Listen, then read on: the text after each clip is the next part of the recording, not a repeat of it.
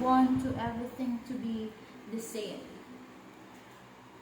The same is true for tests and grades. These provide little to no benefit to English learners. In fact, as we have discussed, tests and grades increase stress and create a fear of making mistakes. Tests and grades are a primary cause of English trauma. On the other hand, tests and grades are about a powerful tool of control for teachers. When students fear bad grades, they obey the teacher more.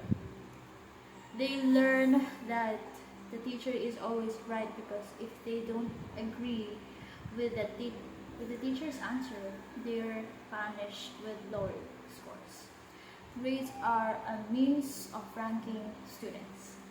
Most teachers and administrators are confused on ranking students rather than helping all succeed.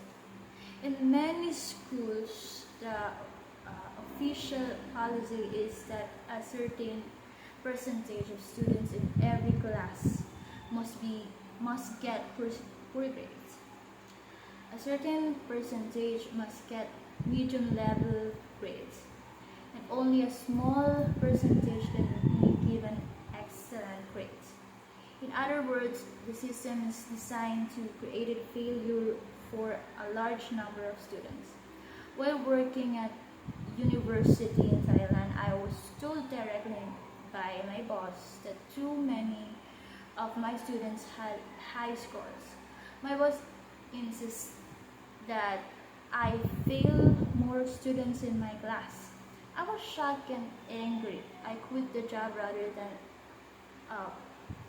purposely fail dedicated students. Sadly, this mentality of designing for failure is present in most schools everywhere in the world. Schools benefit from ranking and controlling students. The grammar translation method also benefits the teacher, but not the student.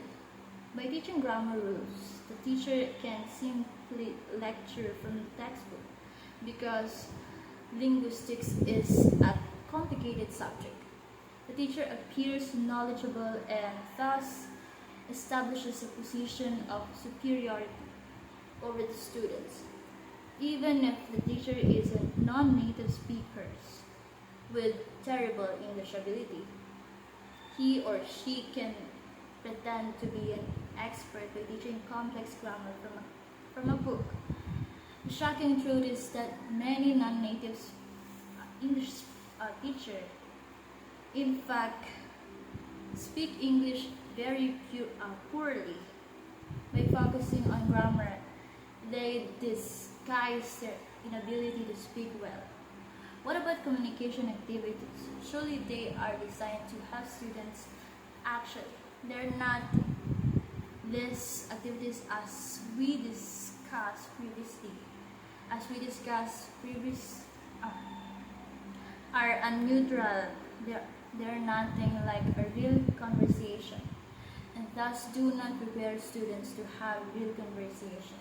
However, communication activities are great for teachers. The teachers puts the students into pairs or groups and task them to follow a textbook's activity. Often the students simply read and write dialogue from the book or answer pre-written questions from the book.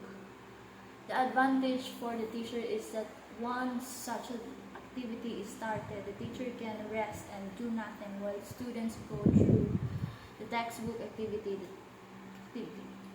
The teacher relaxes.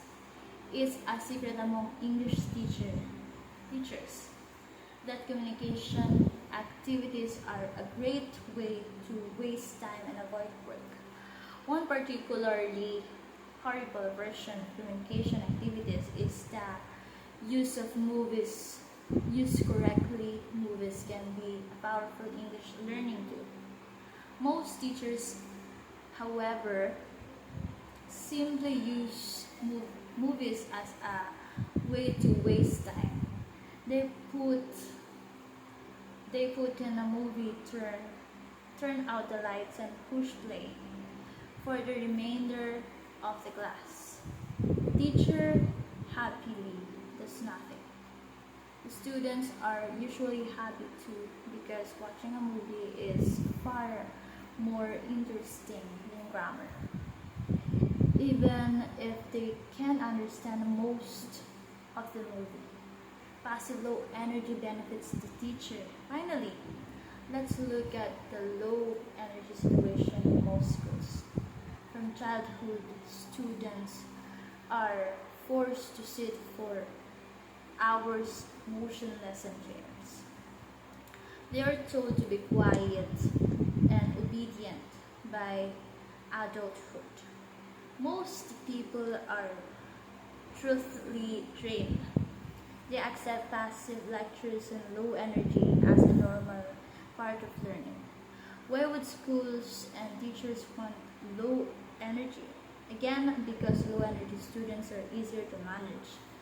A teacher must work much harder with curious, energetic students. Sadly, most teachers prefer the easy way. It's much easier for them to lecture quietly to passive students. The truth is that many teachers are tried and stressed because of this. They constantly look for ways to make their own job easier. Their first concern is not the students.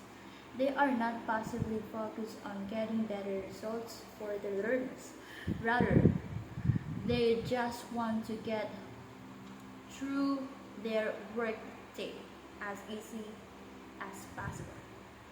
There are many reasons for this situation, but the end result for the student is boredom, frustration, and poor results.